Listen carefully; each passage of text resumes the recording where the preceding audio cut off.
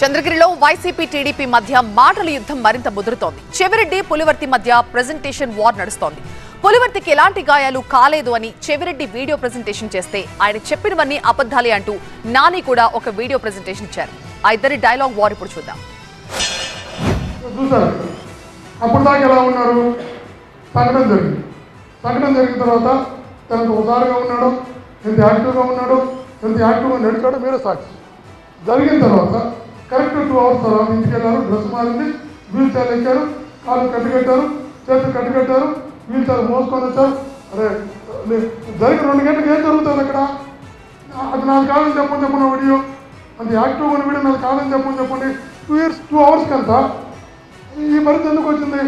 దీనివల్ల ఏమైంది? కొందరు అధికారులు బలైపోయారు, ఉద్యోగస్తులు బలైపోయారు, నిద్ర రాత్రులు గడుపుతున్నారు. ఎవరిని ఎప్పుడు ఏం జరుగుతుందో ఇక్కడ సమిట్తో కొట్టింది, ఈ తలపైన క్లీన్ చేసినారు, అది కూడా ఉంది. ఇది హాస్పిటల్ నుంచి డిశ్చార్జ్ వచ్చే ఫోటో.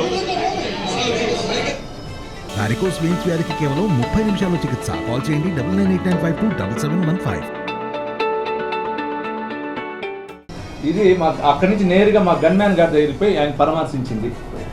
ఇది ఇంటికాడ వచ్చింది. చిట్కారాయలం పోయిన ఫోటో తీసుకొని వచ్చి ఆయన ఈరోజు నాని 2 గంటల్లో ఇంటికి పోయాడు, షర్ట్ ప్యాంటు మార్చుకున్నాడు, మళ్ళీ వచ్చాడని చెప్పాడు. అంటే దీనికి ఉదాహరణ చూడండి. దీని ప్రకారం ఆయన ఎంత తప్పు చెప్పినాడు చూడొచ్చు.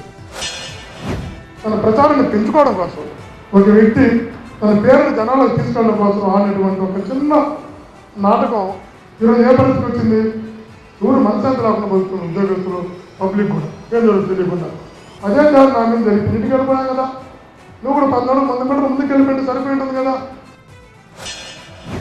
నేను ఓడిపోయినా 5 సంవత్సరాలు ఉన్నా, నువ్వు అన్నావు ఒక్క వ్యక్తి పైన కేసు పెట్టలేదని.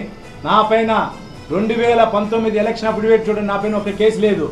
ఈరోజు చూడండి 28 కేసులు ఉన్నాయి. నువ్వు ఎన్ని కేసులు పెట్టించినావు? ఇది మొన్న జరిగిన ఎమ్మెల్సీ ఎలక్షన్ గలాటా చేపించి రౌడీ షీట్లు 7 మంది పైన ఓపెన్ చేసా. పాకాల్లో ముఖ్యమైన నాయకుల పైన 7 మంది పైన మేము కోర్టుకు వెళ్ళాం.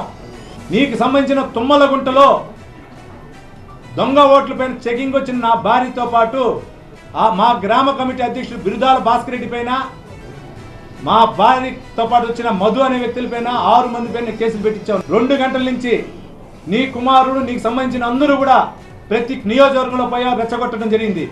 బ్రాహ్మణ కాలువకి వెళ్ళావు, చంపండి నా కొడుకులు ఎవరు వస్తారో నేను చూస్తానన్నాడు.